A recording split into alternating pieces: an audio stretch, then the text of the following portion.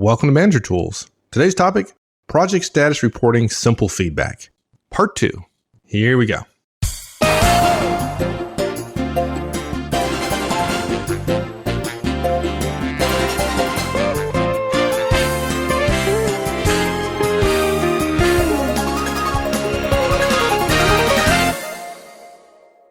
You mentioned the point I said praise and hammer and feedback, right? Let's separate those. When we say feedback here, folks, and this is what I alluded to earlier about whether you know the model or not, we really do mean the Manager Tools feedback model. 4 parts.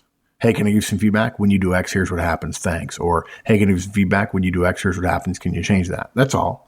Dudes, it's 10 seconds. If you come to one of our conferences, you'll see me do it over and over again, 5-6 seconds long. Fast, fast, fast. Way better. Way less stressful. You don't want a 5-minute conversation. I promise you. You want to address it when it's small. Yeah, 5 or 10 minute conversation. That's hammering. They perceive it as hammering. It doesn't matter whether you're smiling or not. Well, if it's negative, yeah.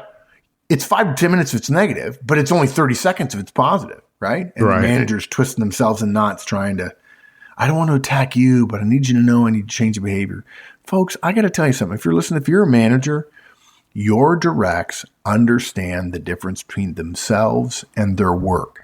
If you have a direct who says to you or implies to you that when you attack my work, you attack me, first of all, they're wrong. It's not true. And you can give them feedback about their response, but that's a whole nother cast. Okay? Yeah. Look, so there's a difference between praise and punishment and feedback. We're not recommending you just praise or you just punish. And if you don't know, if you can't recite what the feedback model is right now in your head, and you think praise and punishment and feedback are all the same thing, this cast is going to go over your head, and just save yourself some time. Read Fortune magazine, read the journal, turn on the music. Hopefully it's good, Buffett or Springsteen or something like that. Please don't send me emails about my music choices. Somebody sent me something recently and said I wasn't being inclusive enough. I'm like, wow, I just know what I know. I like listening to Margaritaville. So look, if you don't know what we mean here, go listen to the cast about feedback. Go to the basics section of the website and scroll down and you'll find a bunch of casts about feedback. It's a very specific way to talk about things in the same way that almost everything that's done really well in your organization is done a specific way. Almost everything that is done well in your organization is probably done a specific way. And the best organizations in the world are clear about feedback. So figure out a way to do it, and we have a way for you. It may not be the only way, but it's a way that we know works. And look, everybody's worried about the guy who does great work, but then doesn't communicate well. And so would you hammer him? No, we wouldn't hammer him. We'd still give him positive feedback, perhaps about his being on time or delivering, but we'd also give him negative feedback about communicating it better. But what about that guy who struggles? Well, let me ask you something, folks. What's worse? A guy who struggles but is candid about it, and they may not be that prevalent, or a guy who is missing deadlines and hiding it. You know what it is, right? It's the guy who hides stuff. You're not going to magically get the guy who's hiding stuff to be a great producer and a great communicator in one fell swoop, even if you mutter about doing just that pretty regularly. You can't. You're not going to be able to do it. Communication, his hiding is separate from his performance. Okay, what about the guy who is good, but he's not a good communicator, but he delivers? Don't you want him to be better as a communicator? I got to tell you, this one is the one that actually scares me more. Yeah, you want the guy to be a better communicator, but people seem to think that if he's good technically or she's good technically, people will forgive him and he'll get promoted. No. This is crazy. This is one of your best performers. And he or she has a problem communicating, which is going to be increasingly important as they rise throughout the organization. And you're not going to give them feedback about their communication skills and therefore limit their ability to grow in the organization. Just shoot yourself. Yes, please. what you said, right? You know what happens is some manager has some tech person, some bright person with a specific skill. They do well, but they're a poor communicator about it. That manager promotes them and they wonder why that person does poor as a manager. And then the manager wonder why his career stalls as well. Like, dude, that's like, there's a rule. There's a rule that people like you don't do well. I don't know if you know it. There's a poster of you, everybody else in the world, and it's got you on it, and it says, not a good manager. And they're like, wait, I got my guy promoted. He's good. I said, yeah, you got him promoted, and you didn't tell him that communication skills were more important than technical skills in the next 10 years of his career. And then relationships were going to be more important after that. And you fed him to the wolves. But gosh, they didn't tell me that. Suddenly everything becomes incoherent. It's really, Don't underestimate it, folks. Communication matters, and poor communication skills will hamper anybody's careers. It will. And you know what? There's probably 2% of you, maybe even 5% of you out there who are listening going, that's okay. I've got a trump card. And the trump card is, I'm Bill Gates, right? I'm just that smart. I got to tell you something, folks. We see that a lot. We see it a lot. Young people who say, I'm really smart and I'm going to get there just on my ability. And Mike will tell you stories about me when I was early in my career in the Army going, you really poked your finger in a lot of people's eyes years ago. Yeah, folks, give me a call. I'll tell you all about it. Yeah, that's right. Yeah, feel free to email Mike and not me. But look, guys, okay, I had 2 things going for me. 1 was results, and 2 was results.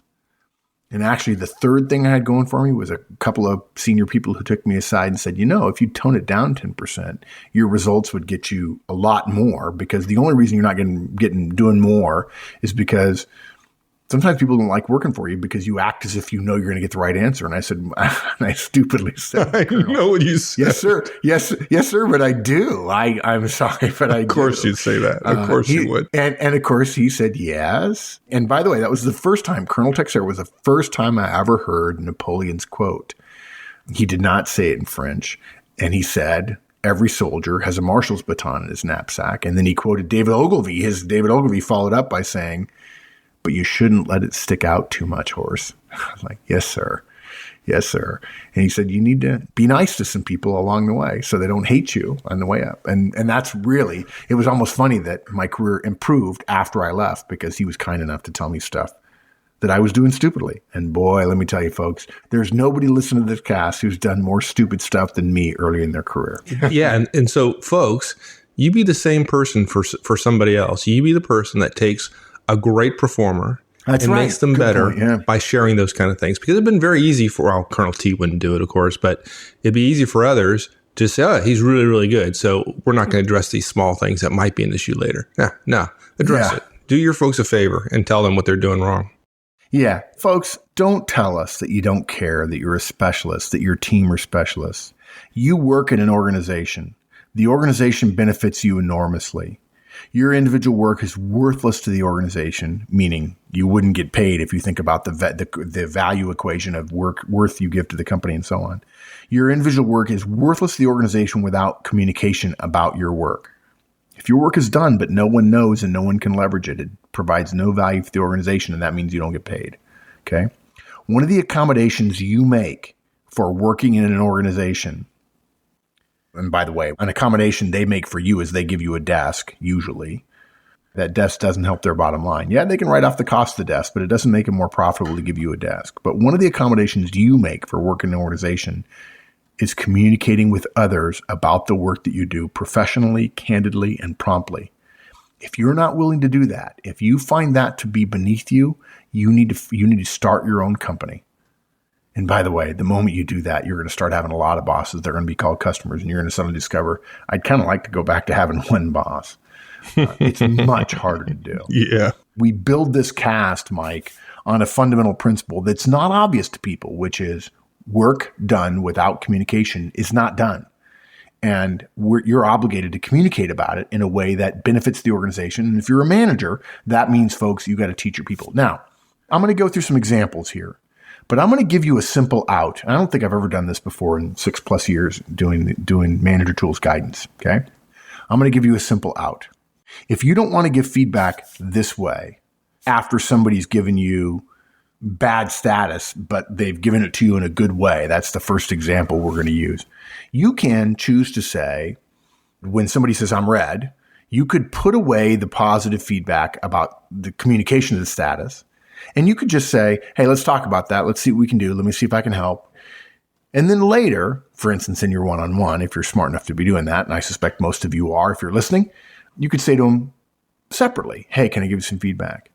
When you told me you were red, it came across really professionally. You could separate it if you want. Okay. You could address the redness first and then later in a one-on-one or some other time make a point of giving positive feedback about the way they communicated. We're going to do the hard thing here and we're going to tell you, I've done it this way. I know hundreds of other managers have done it this way and it works, but you can separate the redness and you don't have to give negative feedback about redness if you don't want. You can just try to help them solve their problem, but you can still give positive communications feedback later if you want, but we're going to do it together. So let's do this. So Mike, will you play, you be Bob, or you want to be Mike? You just be Mike. I'll be Mike. Right? Okay. And you be Mike. Yeah, you be Mike. Let's see if you can role play Mike. Okay. Do some method acting for us. I mean, you don't have anything on there where I'm actually red, do you? Because otherwise it'd be really hard to play me. No, of course not. Actually, we'll go into fantasy pretend land right now. There you go, please. Because I don't think the entire time I've known you, no project you've ever been responsible for has ever been red. Oh wait, let me take that. Oh wait, maybe there are a couple. Yeah. Yeah, I don't know. Yeah. We'll have to check. We'll get back to you, folks. We'll have our statistician get back to us on this during the broadcast. But let's assume something. I've just asked for status, and Mike has replied to me with status. And by the way, red status. Okay. And I say to him, Mike, can I share something with you? Sure. Before we get busy, can I share something with you? Yeah. When you answer my status questions with an actual status, even when it's red, I just want to tell you it impresses me. Thanks a lot. Gosh. Okay. Yeah, I kind of surprised you there. So let's do a few more. Let's just, yeah. So, hey, Mike, can I give some feedback? Sure. Dude, if you're not ready, it's all good. We can do it later. No. Yeah. No, give it to me. Yeah, absolutely. Okay. So, Mike, when you give me status immediately when I ask, whether it's red or amber green, it really makes things easier for me. Thanks. Really appreciate it. Oh, wow. Okay. Okay, let's do it again. Can I give some feedback? Sure. Or let me use a different phrasing. Okay. Hey, Mike, can I make a comment? Sure. Go ahead. When you quickly give me status and not stories, it's awesome. Thanks, man. Wow. Thanks. Cool. Yeah, you're probably going weird. Now let's twist it up a little bit, though. Remember that the project manager feedback model is really kind of the peer feedback model. You don't have to ask first. So let's do that one. I ask you for status. And you gave me status, even if it was red. And I say, hey, Mike, again, folks, this is feedback, but it's not the 4-step feedback model. It's the project manager peer feedback model. Okay. Hey, Mike, I don't know if you know it or not, but when you answer my status questions with status, I know that sounds funny, but when you actually answer my status questions with status, it totally comes across professionally. Thanks, dude. Oh, cool. Thanks, man. Appreciate it. Glad I can help. My pleasure. Yeah. Okay, let's do one more. Let's go back to me being just a regular manager, right? Mike, can I make an observation for you? Absolutely. Yeah. When you answer a status question directly with status, and when you actually tell me red, amber, green, especially when you're red, which just is a gutsy call. Yeah. It's pretty cool. Dude, it's pretty cool. I just want to tell you, the first thing you're going to hear from me is thanks. So I appreciate it. Oh, cool. Thank you. Yeah. It's not rocket science, folks. Let's do one more, Mike. And this time, remember how at the conference we show how when a guy's late to a meeting in the example, but he comes up with a great idea, you give him positive feedback first about the great idea rather than hammering him for being late, right? Because if you give a guy negative feedback about being late when he had a great idea, he's going to say to you, why are you picking on my lateness? Exactly. I had a great idea. Exactly. So in the last example, right, I'm going to give you positive feedback and I want you to respond the way so many people do. Because remember now, we're talking about giving positive feedback just after Mike has told me he's red. And I'm going to give him positive feedback because he answered with a status. And Mike, if you look, you'll see that the example here is. Yeah, I got you. It's actually good. Folks, trust me, you don't want to start with hammering somebody or even giving negative feedback for status if they've communicated what you want, because you want everybody who works for you to feel that they will be appreciated and respected for being candid. Okay, so let's do one more, Mike. Hey, Mike, can I make an observation about something? Yeah, I would love it. Yeah, so, dude, when you answer a status question with a status, especially when it's red, which is just a gutsy call a lot of people don't do, it's pretty cool. And I just want to say thanks. Wow. I kind of thought you were going to give me crap about missing the date. Well, dude, okay. Well, you missed the date, but I trust you. I mean, so let's talk. What date can you meet? By the way, when I wrote this, Mike, I just want to admit it for those of you who are listening. Some of you know this. I was rubbing my hands together really fast, the way our friend Eldon Schaefer does when he's getting excited about starting on something. Just the idea that somebody's read on something, but we find a positive. And you may think this is pop psychology, folks, but it's not. I've been doing this for years. When somebody's late on a project, and I know that's what's important, but they communicated clearly and crisply, in part because we asked for it. Hey, what's your status? As opposed to, hey, how's it going? And you say, hey, when you answer with status, it's just a professional thing to do. I just want to say thanks. And the person says back, oh, dude, I was so thinking you were going to nail me for the status thing, for being read. I just want to rub my hands together because I feel like this is going to sound very Machiavellian, but I'm doing this just to be funny, guys. Promise this is a joke. I feel like the spider who's saying, come into my parlor, said the spider to the fly, right? When we recommend you give positive feedback, we're not trying to trap anybody. We expect you to be genuine and say, thank you for being candid enough to admit you're red or you're amber even. Folks, if you have the show notes, you'll notice that he didn't go on in the show notes to ask people, hey, let's talk about the red status. But you being you immediately jumped on the opportunity, and not in a bad way, right? You gave me some positive feedback. I acknowledge, hey, look, there's something bad here. That's you. Right? But I was chuckling about it. I was in a good mood. You gave me the positive feedback. And by my response, you immediately knew that it was okay to talk a little bit more about me being red. Yeah. Right?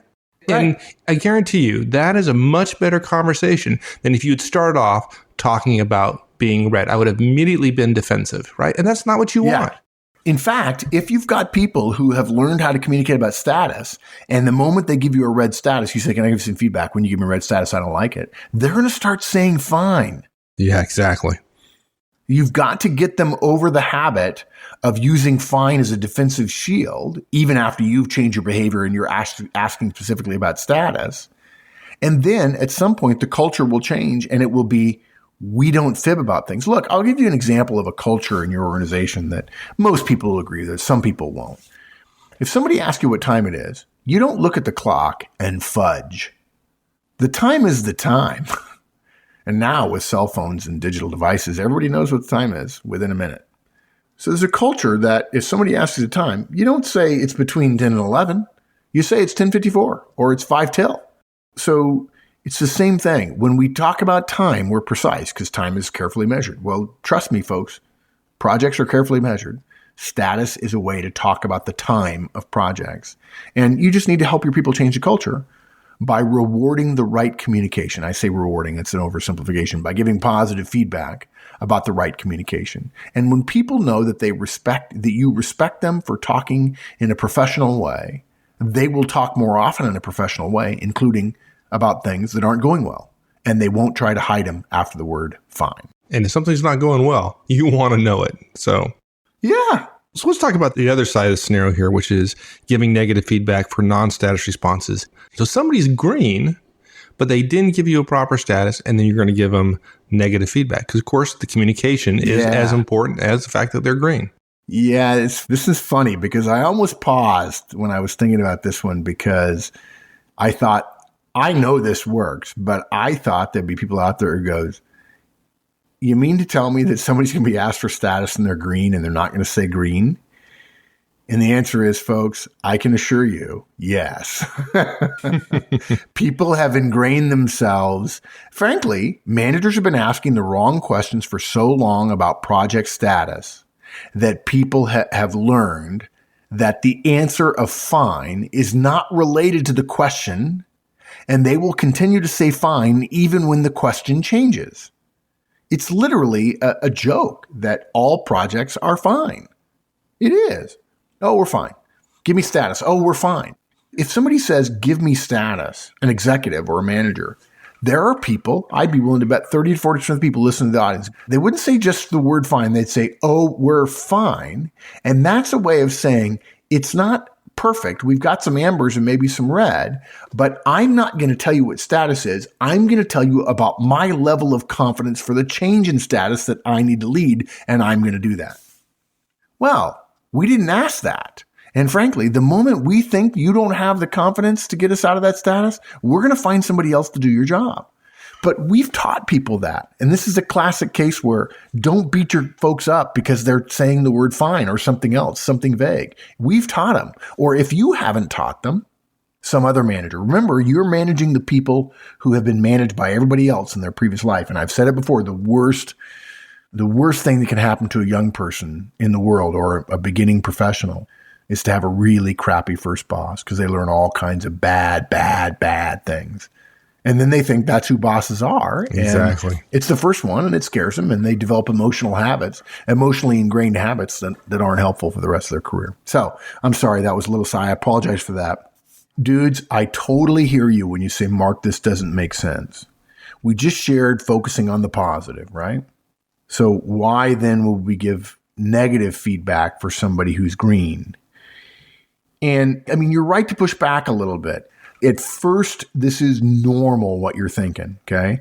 Yeah, I want to get communication right, but dude, status matters.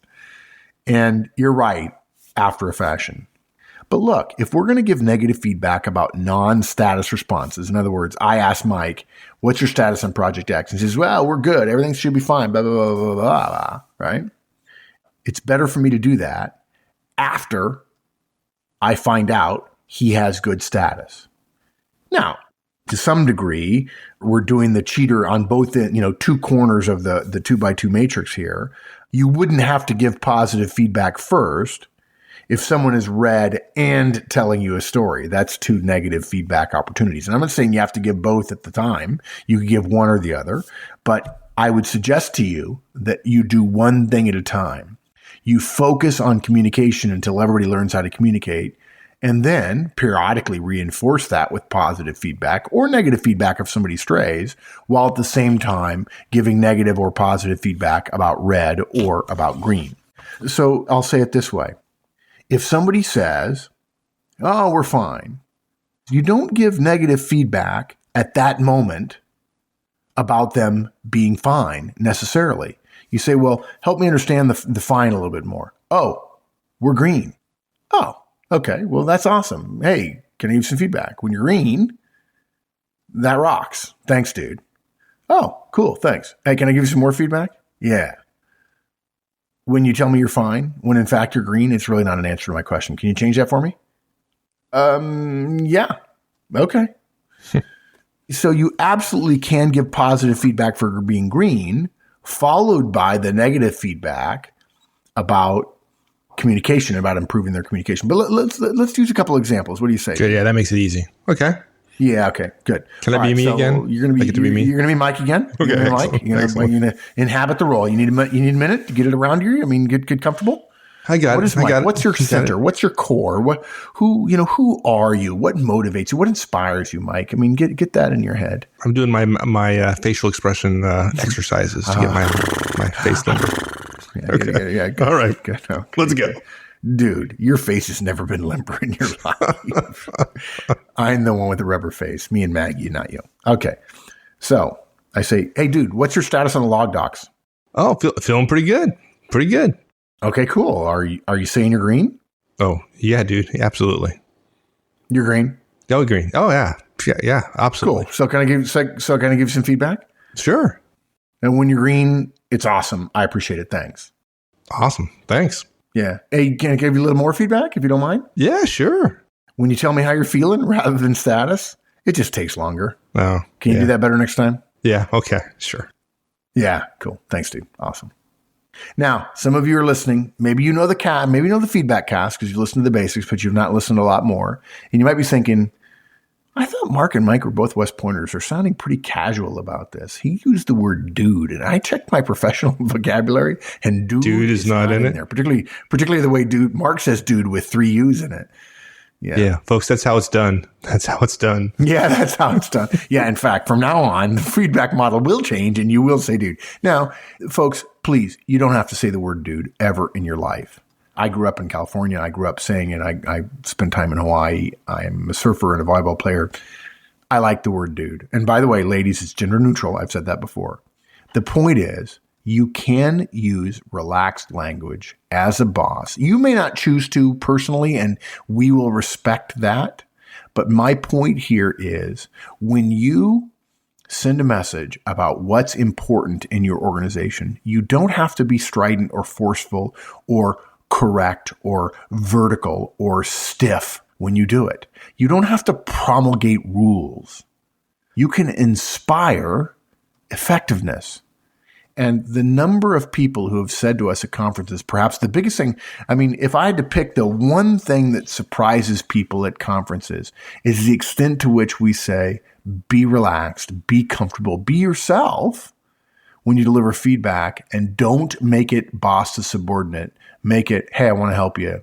Casualness, quickness, politeness, friendliness, rather than, can you come into my office and sit down? We need to talk about something. So I don't want you to stress on the dude part too much, but generally speaking, when I give negative feedback, Mike taught me this a number of years ago, I try very hard to chuckle or be relaxed when I do it, because I know I have a sign in my forehead that says I'm your boss and I could fire you. And so I have to work against that. There's a TV commercial out right now where Phil Jackson is the Zen master, the coach of the Lakers and the coach of the Bulls. And he, at one point he says in the discussion, I have found that anger is the enemy of instruction, which, by the way, those of you who've been with us in the beginning, you know that I've violated that sometimes.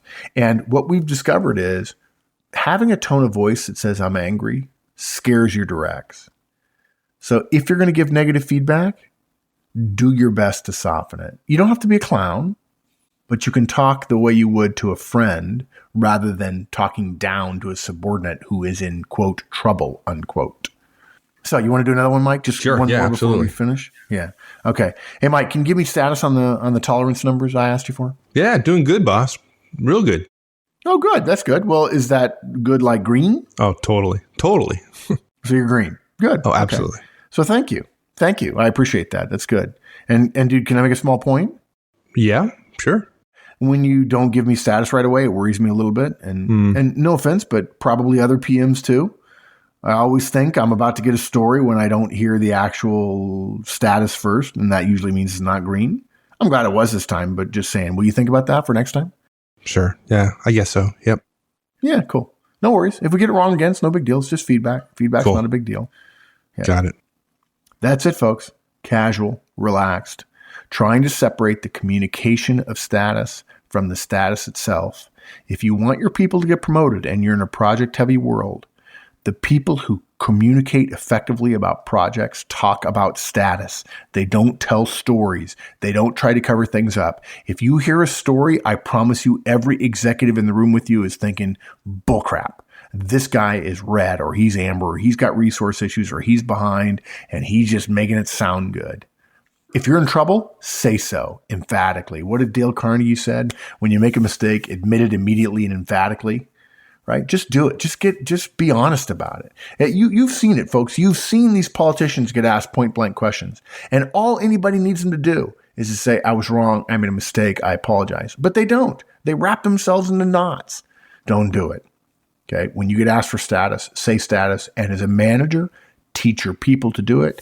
And the way you do that is ask for what you want. Teach your people that status is what you're asking about by saying, what is your status? Not how's it going?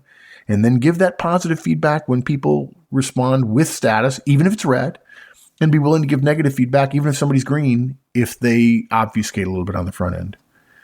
We as managers, and project managers too, have really created the problem of not learning about status when we want it. Right? We've created the problem. Let's admit it. Okay. But it's ours to change. So lucky us. Once we learn how to start asking for it a more effective way, we ought to encourage what we want. And frankly, we ought to discourage what we don't want. And that's what feedback's all about. That's it. Awesome. Thanks, my friend. That's great. My pleasure, partner. All right. A lot of fun. We'll see you. Thanks, everyone. That's it. Hope you enjoyed it. We'll see you all next week. Meantime, have a great one. So long.